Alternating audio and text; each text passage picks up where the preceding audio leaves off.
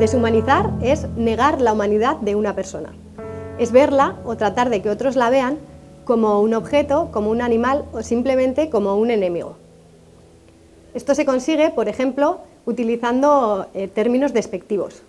Cuando se llama chacurra o madero a un policía, se le está despojando de su humanidad. La deshumanización es una estrategia utilizada por las organizaciones terroristas, aunque no solo por ellas, porque les sirve para facilitar el ataque a una persona o a un colectivo. Si no consideramos que el otro es un ser humano con nombre y apellidos, con una familia, con una historia, es más fácil hacerle daño. La deshumanización es una estrategia que también hace más sencillo para el ciudadano espectador de la violencia aceptar el daño infligido a esa persona o a ese colectivo.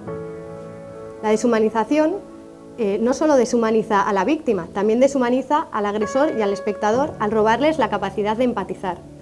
Esa capacidad de ponernos en el lugar del otro, de comprender lo que siente, es una parte esencial de nuestra humanidad. Por todo eso es tan importante detectar y evitar esta estrategia.